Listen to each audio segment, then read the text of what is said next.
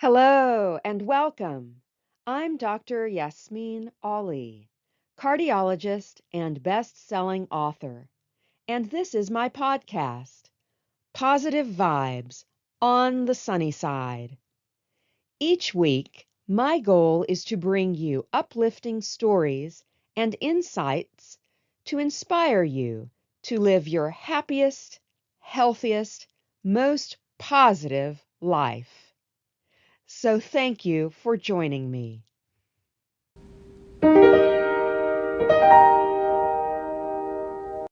Welcome to the first episode of my Positive Vibes podcast. This inaugural episode is a little different from all the rest to come because I want to tell you about the origins of positive vibes.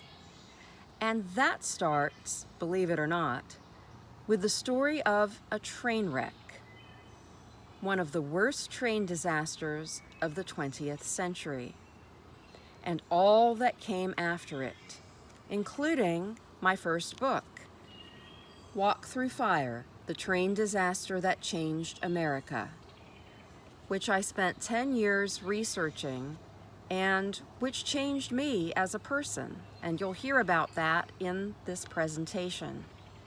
If you happen to be listening to this presentation as audio only on your podcast platform, you might want to look at the YouTube channel, Positive Vibes by Yasmine S, MD, so you can see the many historical photos that accompany this presentation. So without further ado, let me tell you a story. What follows is a true story, and I'll begin it the way my book begins. Here is the prologue from Walk Through Fire, the train disaster that changed America.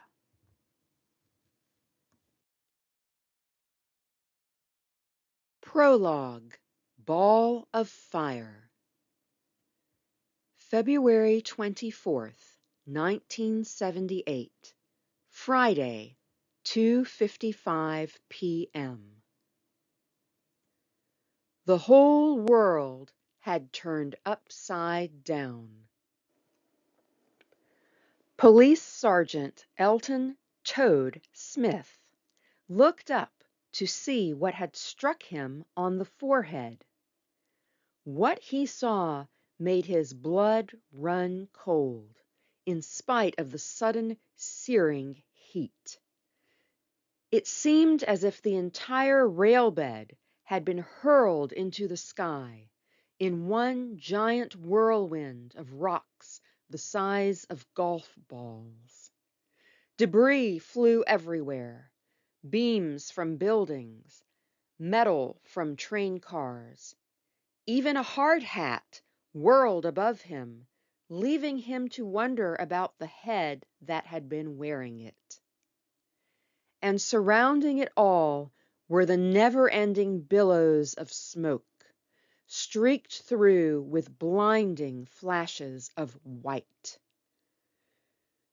Toad had run no more than 3 steps from his patrol car in the center of Waverly's Newtown section when he became aware that he was waist deep in an all-consuming blue flame that formed a wall for as far as he could see. This shimmering blue wall swept by and through him, engulfing everything in its path, marching all the way out to Commerce Street, and passing in front of Sladen Lumber Company. "Oh, God, what a way to die," Toad thought. But then the blue flame simply disappeared, going out as quickly as it came, and Toad hoped that would be the end of it. He kept running, picking up speed, knowing that he had to get out of there, put some distance between himself and the whirlwind of debris, or at the very least get behind a building, preferably one that was still standing. As he ran, he became aware of a hideous noise ominously close to him, a sound he would never forget for the rest of his life. It reminded him of the sizzling sound a piece of raw meat makes when dropped into burning hot oil. Tsh! Hissed this awful noise near his ear, and he involuntarily turned his head to locate the source. The sizzling seemed to be coming from inside his own ears now, and as he turned and looked around, glancing behind him, while still running parallel to the large front wall of slate and lumber, he saw the far end of the wall spontaneously combust. He watched in disbelief as it went up in one big fireball. He was now almost to the end of that same wall, nearly to the right front corner of the massive slate and lumber building, the left end of which was going up in flames behind him. And he just kept thinking to himself, if I can get behind it, if I can just get behind this building, maybe I could stay out of it.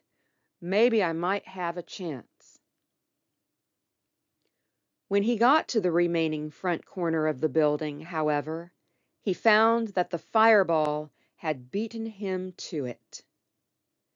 He stood stock still, watching in horror as that ball of fire rolled out in front of him.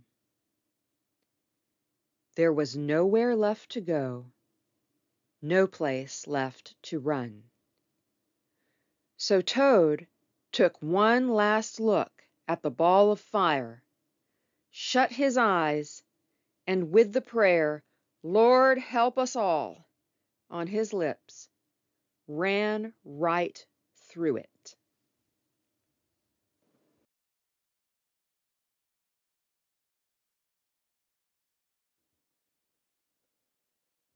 Okay, so what happened 2 days earlier, before the events of the prologue?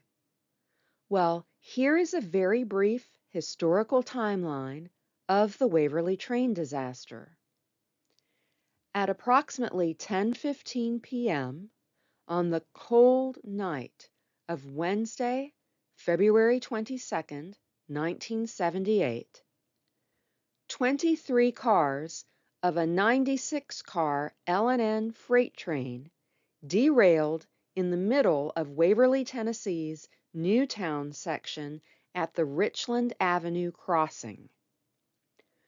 Two white tank cars carrying nearly 30,000 gallons of liquid propane, LPG, were among them, and they were improperly labeled for anhydrous ammonia only. Now, this all occurred against the backdrop of the 1970s, and it's important to understand this backdrop because 9 of the nation's rail carriers were in bankruptcy then, and bankrupt railroads accounted for more than 21% of the nation's rail mileage. So by 1976, over 47,000 miles of track were under operation at reduced speeds due to unsafe track conditions, and there were billions of dollars in deferred maintenance on these railroads.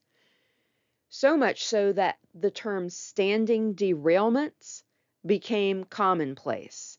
So a standing derailment is where a train car is not even moving, it's not even in motion on the tracks, it's just standing there and it falls off the tracks because the tracks are in such poor condition.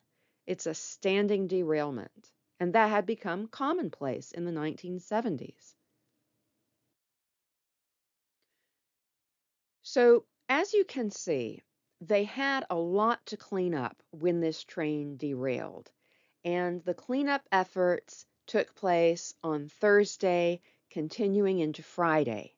And as you can see from this photo and from other photos from that episode, there was snow on the ground on Thursday. So when you see a lot of snow on the ground, you know that those photos are from the Thursday of the cleanup effort. Now, what's important here is that the temperatures warmed up on Friday. So we went from freezing temperatures on Thursday to a temperature that warmed to the 50s Fahrenheit on Friday. And so you can imagine what's happening to the gas in that damaged tank car as the temperature is warming up outside. Well, around 11 o'clock a.m. on Friday, a crane involved in the cleanup efforts dropped a 2-ton set of wheels on that damaged tank car. And if you're looking at this photo on the YouTube channel, you'll see the tank car to the left, the white tanker, and notice its label UTLX 83013.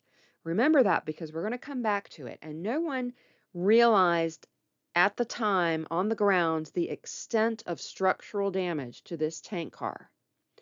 But when that crane dropped this basically 2-ton barbell on the tank car, everyone there was quite scared and they expected it to rupture and explode right then.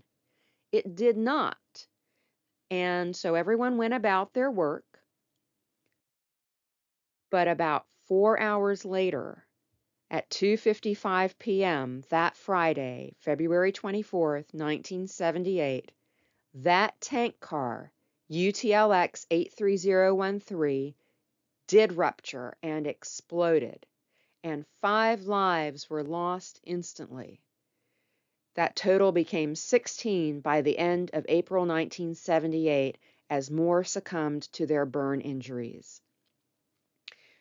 Over 200 people were injured from the explosion, and the fires that ensued consumed Waverly's Newtown section, which was a thriving business district at the time.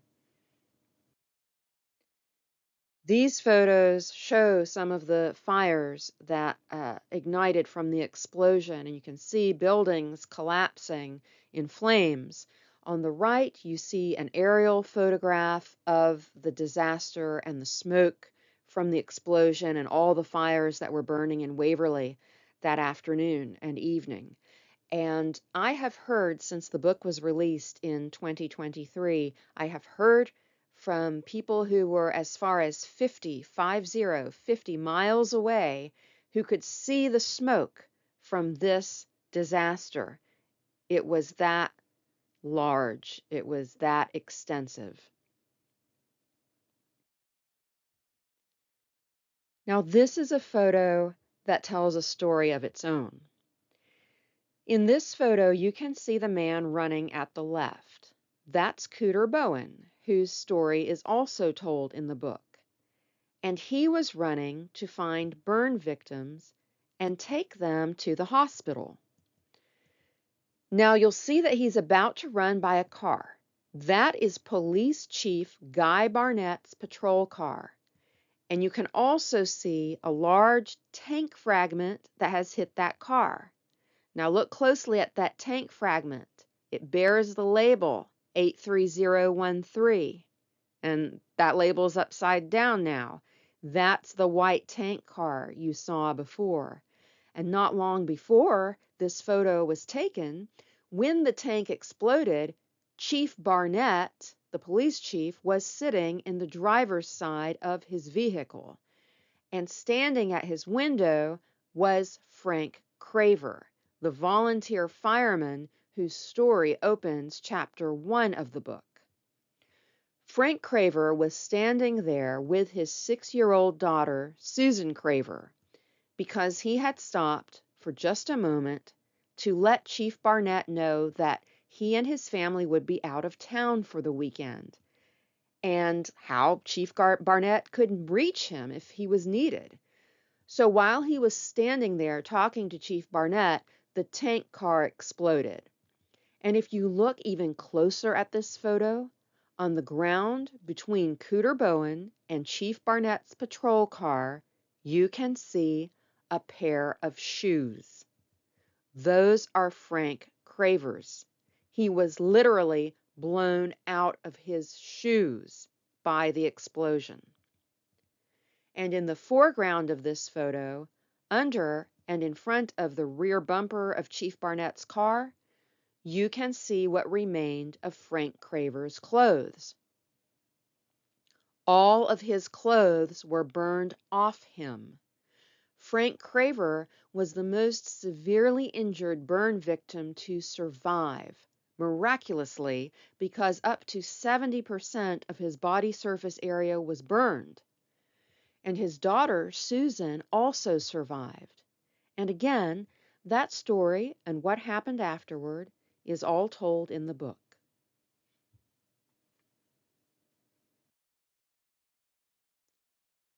Now, among the lives lost that weekend were those of Police Chief Guy Barnett on the left and Fire Chief Wilbur York on the right. And it's worth remembering that Waverly, Tennessee is and was a small town of about 4,000 people. So you can imagine how devastating this loss was to them, to lose two of their leaders and have their emergency response and law enforcement forces decimated. Half of Waverly's police force was killed or injured in the explosion, and their patrol cars were damaged or destroyed, as was their fire engine. And here is a photo of Police Chief Guy Barnett on the far left surveying the wreckage of the train derailment, just minutes before he went back to sit in his vehicle, and then the tanker exploded. In this photo, which I also find particularly haunting, Riley Turner on the left, in front of the group on the left, Riley Turner, Melvin Wayne Matlock, and Billy McMurtry, all members of the Waverly Volunteer Fire Department, were speaking with L&N crew just moments before the explosion. Mr. Matlock, in the very front here, in the front center, he was killed instantly. Others in this photo were also injured. Mr. Riley Turner's burns were extremely severe. So this photo was taken just moments before that tank car exploded, and everyone in it was either killed or injured. This is another dramatic photo from the scene. So dramatic, in fact, that it inspired the name of my book, Walk Through Fire. This is Waverly volunteer firefighter David Dillingham, who found Frank Craver and took him to the hospital. Another remarkable story you will also be able to read about in the book. Now, Waverly was fortunate to have a small community hospital just a mile up the road from the train derailment. It was called Nautilus Memorial Hospital, and it was named for the USS Nautilus, the world's first nuclear-powered vessel and the first submarine to pass beneath the North Pole. Now, at its helm as commanding officer during that journey, back in 1958, was a native of Humphreys County, where Waverly is the county seat. That man, also a U.S. Naval Academy graduate, was Captain William Robert Anderson. And his voyage, at a depth of 400 feet beneath the polar ice cap, became the first in history to be made from the Pacific to the Atlantic Ocean by way of the North Pole. In honor of their fellow Humphreys Countian, And in memory of this historic voyage of the Nautilus, the group of local physician founders named their newly built hospital Nautilus Memorial and opened its doors for service in 1961.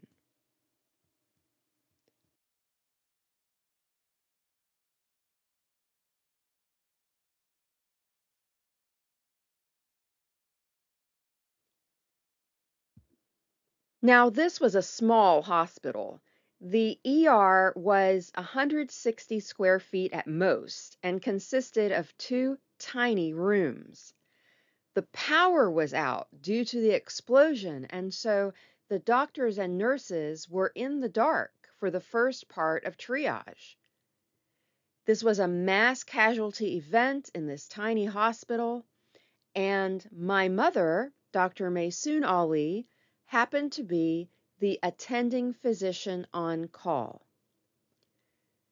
She called my father, the chief surgeon, Dr. Subi Ali, and he in turn called Operation Black, which activated the hospital's disaster plan. Now, it was amazing that this small community hospital even had a disaster plan at that time, and such a comprehensive one. And in fact, that was my father's doing. He was a member of the Tennessee Medical Association, very active in that organization, and he had met with physicians and colleagues from other states, and they had talked about putting in place disaster plans for their hospitals and health systems. And he thought, we need that in Waverly. Why don't we have that at Nautilus Memorial? And so they did work on this, and remarkably, they had just, the doctors and nurses, all the hospital staff, had just done their disaster training, staging a mock disaster just 2 weeks before the train explosion. And I really encourage you to read the hospital chapters in the book. You'll see that the efforts by all the doctors and nurses were truly heroic, and not a single living patient died while on their watch, which is still just astounding to me.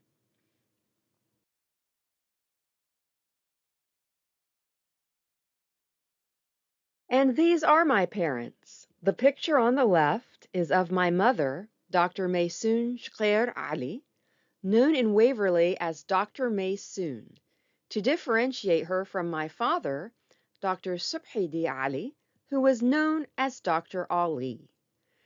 My mother is an internist and gastroenterologist, and she was the physician on call for the ER that fateful day when the tank exploded. My father was chief of surgery and chief of staff at the hospital. They had both trained at Howard University and DC General Hospitals in Washington, D.C., before coming to Waverly, and that had given them a broad background in treating all sorts of ailments and trauma.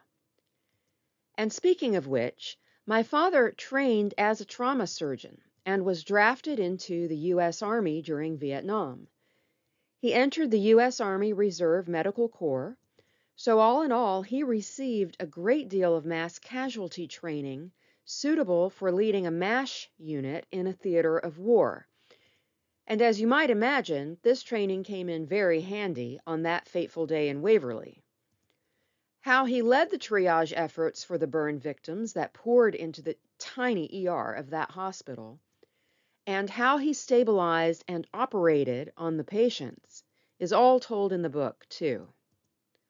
Also in this picture at the bottom center, you can see his final rank when he retired from military service as a brigadier general in the Tennessee State Guard Medical Corps, after a long career first in the U.S. Army Reserve and Tennessee Army National Guard, and then becoming Surgeon General for the Tennessee State Guard Medical Corps, and then president of the State Guard Association of the United States at the turn of the 21st century. And finally, this photo on the far right is of myself with my father in the OR scrub room of Waverly's Hospital when I was a third or fourth year medical student. We had just finished doing a hernia operation on which I served as an assistant. And here are two more pictures of two of the nurses, Carolyn Tucker, known as Sam, and Nancy Daniel, who were the scrub nurses who worked in the operating room and on the floors of Nautilus Memorial Hospital. You can see in the left-hand picture that is Carolyn Sam Tucker, RN. She was the OR supervisor at Nautilus Memorial, and that photo was taken in the late 1970s. The photo on the right is of Sam and Nancy Daniel. That photo was taken in March 2023, just after my book was released. Now, I grew up with Sam and Nancy as mentors and friends, and they were and still are as tight as Mash's Hawkeye Pierce and BJ Honeycutt. And their remarkable stories and the key roles they played in disaster response are also told in the book. But you don't have to take my word for it on how remarkable the hospital's response was. In the report of the National Transportation Safety Board, NTSB, after they had reviewed and investigated the disaster, the derailment, and the explosion, and the response to it, there were a lot of things that they found had gone wrong in Waverly that day. But there was one thing that went right. And there is only one mention, this one mention of unconditional praise from the NTSB, and it went to Nautilus Memorial Hospital and the town of Waverly for their joint disaster plan. The NTSB said, quote, "Quick implementation of the nearby hospital's emergency plan and preliminary treatment and classification of the injured, along with a well-coordinated transportation effort by regional military units, worked to minimize loss of life." And they are referring there in the preliminary treatment and classification of the injured, that is triage. That's the triage part I was talking to you about. When they talk about the well-coordinated transportation effort by regional military units, that had to do with the Army helicopters that came from Fort Campbell, the nearby Army base. My father, being in the Army, he was a major in the Army National Guard at the time. During triage, he immediately called Fort Campbell because he realized that ambulances alone were not going to be able to get all of these patients out of the hospital who needed to go to higher care centers, what we call tertiary care centers with burn units or with ICUs that had more capabilities than Waverly's small hospital did. He realized also that Waverly's hospital is a little over an hour from Nashville, the next largest city, to Waverly, over an hour away, even by ambulance. So having military helicopters with their medevac capabilities was going to be key to a successful disaster response effort on the medical front. And that's what he realized when he called Fort Campbell, and they sent all of their medevac helicopters and got the worst injured patients, the most severely burned victims, out and on those helicopters. And to Vanderbilt Hospital was where many of them went at first, or to other hospitals in Nashville at the time.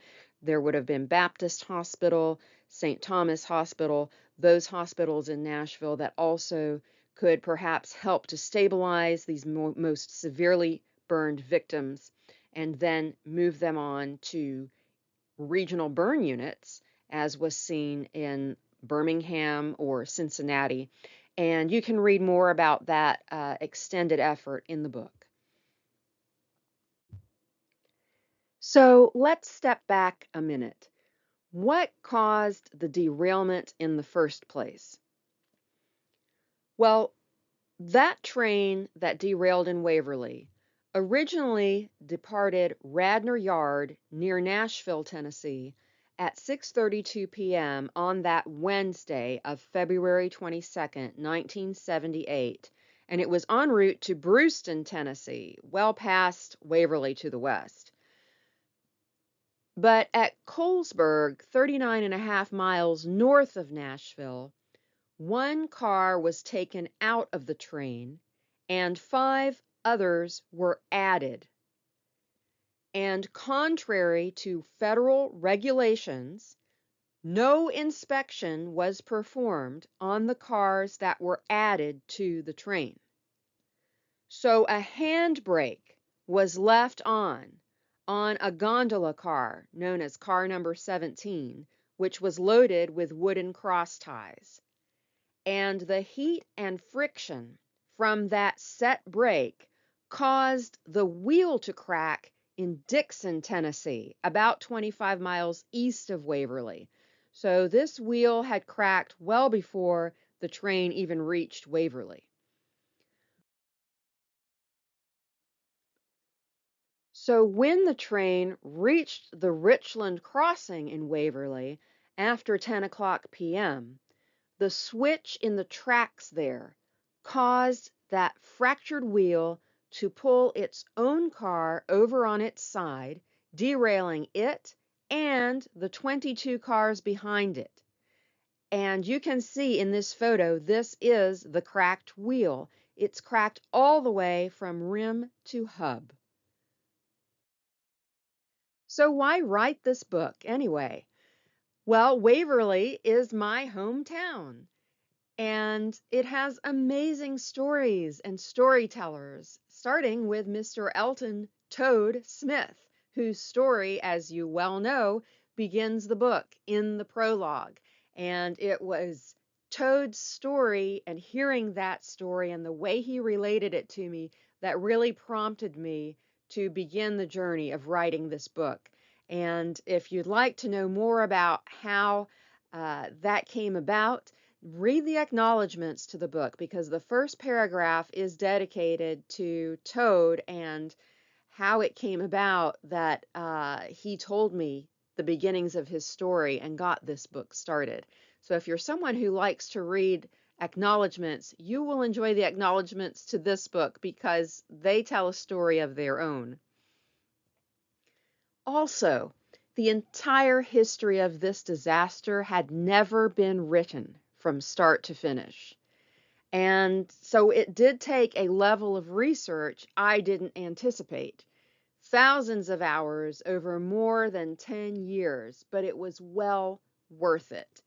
And I realized at one point that I had become the sole repository of the information that had been imparted to me and that I had done research on. And as that sole repository, I felt a tremendous responsibility to get this book done and out into the world.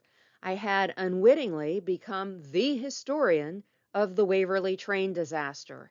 And as such, there was a great deal of responsibility that went along with that, not only to write the book, but to get it right and as accurate as possible. So, how does one tackle a project like this? It was very much like weaving together a giant tapestry from many different threads. And I wanted it to be interesting to the reader, too. I didn't want it to read like just a dry history. So from the very beginning, from the very first time Mr. Toadsmith told me his story, I knew I wanted it to read like a nonfiction novel, to use Truman Capote's words. And this is also sometimes referred to as literary journalism. I also wanted it to be, above all else, a tribute to the first responders and medical staff, all of whom came together in that tiny 2-room ER of Nautilus Memorial Hospital and showed incredible bravery in the face of horrible circumstances. So throughout the book, I knew I wanted to keep that focus on the heroes. But how do you write about a tragedy of such magnitude without becoming completely overwhelmed as an author? I wrestled with this book for a long time, and while I was working on the book, I happened to visit the harbor of Annapolis, Maryland. And if you ever go to Annapolis and go down to the harbor, you will see that there is a very nice monument there in tribute to Alex Haley, who lived in Tennessee for 8 years when he was a child, in fact, Alex Haley being the author of Roots. The official name of the monument is the Kunta Kinte Alex Haley Memorial. And at the memorial, there is this quote: "Find the good and praise it, Alex Haley." And I saw that and I thought, ah, that's it. That's my guiding light. And indeed, the book has been a great success, I am happy to report. The book launched at the end of February 2023 to coincide with the 45th anniversary of the train disaster. And the launch event, the first author event, was at Parnassus Books and Patchett's bookstore in Nashville, Tennessee. And you can see photos on this slide from that event. That launch event sold out and was standing room only, with over 100 people in attendance. And while that was a great surprise for a book signing, there was an even greater one in store for me when I held my second book signing at the Humphreys County Public Library in Waverly, Tennessee itself. And you'll recall that Waverly is the county seat of Humphreys County. There were hundreds of people in attendance for that event. The line went outside the library and down the block, and I signed books for 3.5 hours that night. I was truly overcome, humbled, and floored by the support my hometown community showed and has continued to show for this book and for this work. On the right, in that right-hand photo, you can see a picture of me with some of the survivors of the train explosion, many of whose stories are an integral part of the fabric, the tapestry of the book and its narrative. From left to right, there is Mr. Toad Smith. And remember, this picture here in the library was taken 45 years after the explosion. So there's Mr. Toad Smith. Beside him is my father, Dr. Subhi Ali. There I am in the center. And beside me in the red shirt is Mr. Frank Craver. Remember, he was the most severely burned victim of the explosion. Beside him in the blue shirt is the mayor of Waverly, Buddy Frazier, and we'll get back to him in a moment. And beside Buddy Frazier is Bobby Hooper.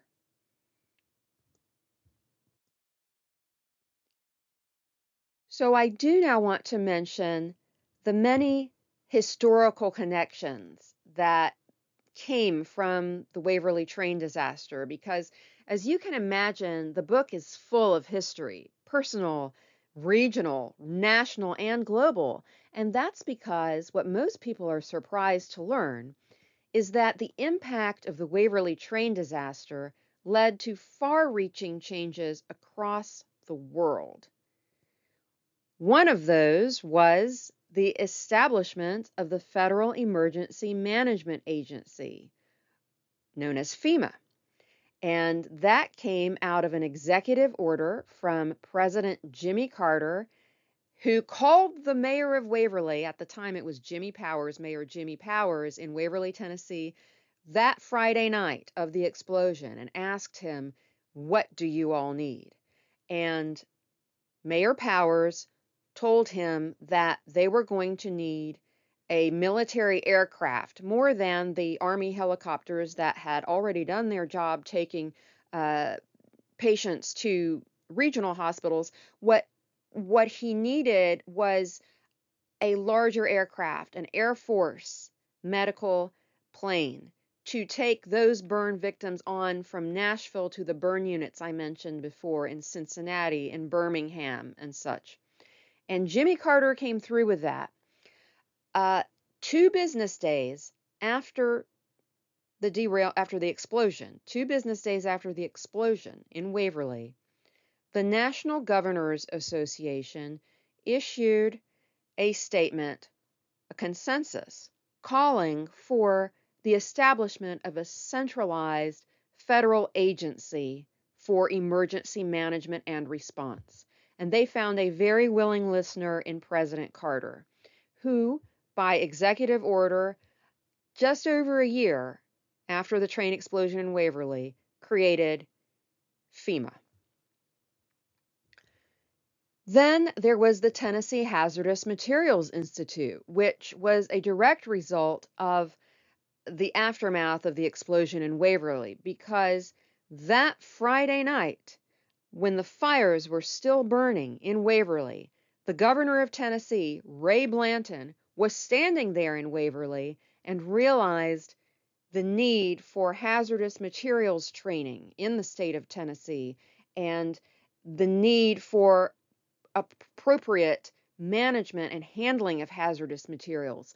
And so he established the Tennessee Hazardous Materials Institute, which has become a model for other states and worldwide for training firefighters and hazardous materials, hazmat handlers. The Staggers Rail Act of 1980 also came from Waverly and train derailments like Waverly's.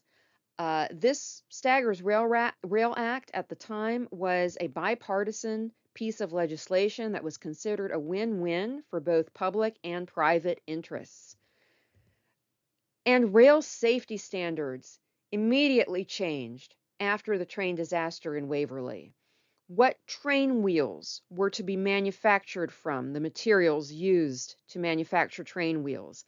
The use of double shelf couplers was to be put in place uniformly. And couplers are the pieces of metal that hold one train car to the other train car. They literally hold the train together. Tank car insulation. All tank cars must have insulation that meets this standard, and the tank car that exploded in Waverly was not insulated.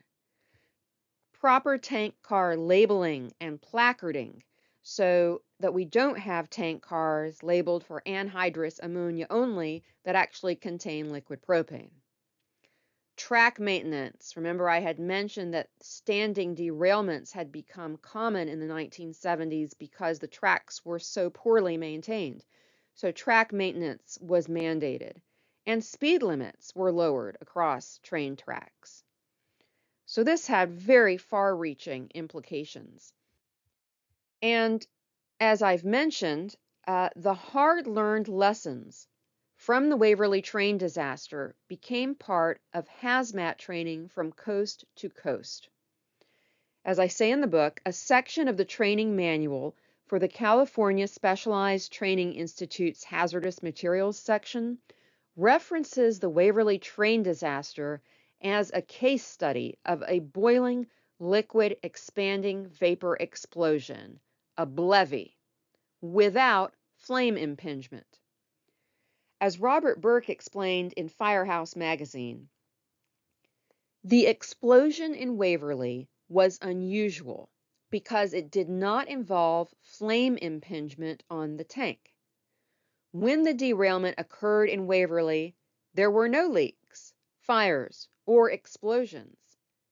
This might have been a primary factor that led to disaster 2 days later. And indeed, later in the book, I do talk about the sense of complacency that had fallen on the responders and on many in the town because nothing happened when the train first derailed. Nothing happened for 2 days, and so everyone felt it was safe. But according to Burke, the explosion in Waverly also changed how firefighters across the nation respond to LPG, liquid propane gas, fires. particularly those that originate in containers, as happened in Waverly.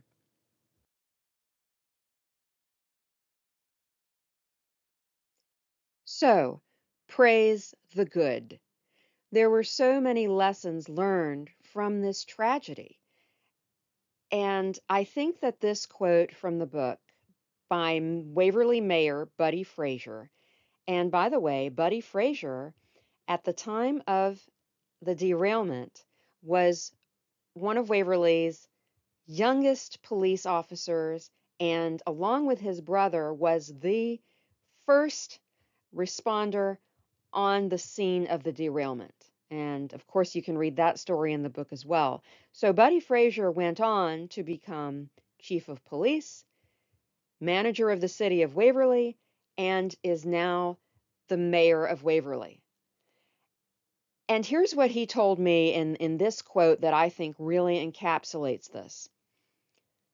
That's how far reaching this thing was. Even in 1978, with communications and technology what they were then, the whole world knew in just a little while what happened here. And what happened here should have never happened. There's no good reason for it happening. And I guess if there's one good thing about what happened, it's that there's no telling how many lives have been saved over the years because of the lessons that were learned here. And so, from the lessons I myself learned from researching and writing this book, and being inspired by the incredible people I had the good fortune to know and to write about, I wanted to carry this forward into something that could reach and help as many people as possible. And that's why I created Positive Vibes. It began as my email newsletter, which you can sign up for by visiting my homepage at yasminealimd.com. That's YASMINEALIMD.com, and that link will be in the show notes. And why I've expanded it now to this podcast, to more books, and hopefully a more formal Positive Vibes community to come. My Positive Vibes brand focuses on healthy optimism and resilience, much as was shown by the heroes of Waverly, whose stories are in the book. It also works to share good news, because we need that, and we need to remember that there is so much good out there. To find the good and praise it, as Alex Haley said. So sign up today for the newsletter or subscribe to this podcast, and you'll be the first to know about all the rest to come.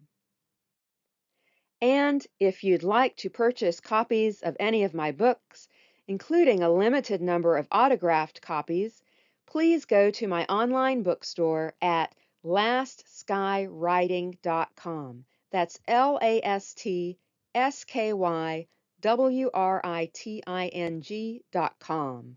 Or scan the QR code on your screen, and I'll also have a link in the show notes.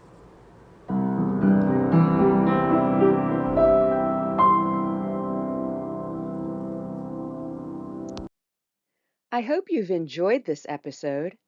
If you'd like to show your support for Positive Vibes, you can buy me a coffee. Just scan the QR code or go to buymeacoffee.com/on the sunny side, where you can leave an amount of your choosing, as little or as much as you like. Any amount helps with the continued production of this podcast and future Positive Vibes endeavors. Again, that's buymeacoffee.com/on the sunny side. Thank you so much for listening to this episode of Positive Vibes on the Sunny Side with Yasmine S. Ali MD. This is Yasmine signing off and reminding you to keep on the sunny side. See you next time.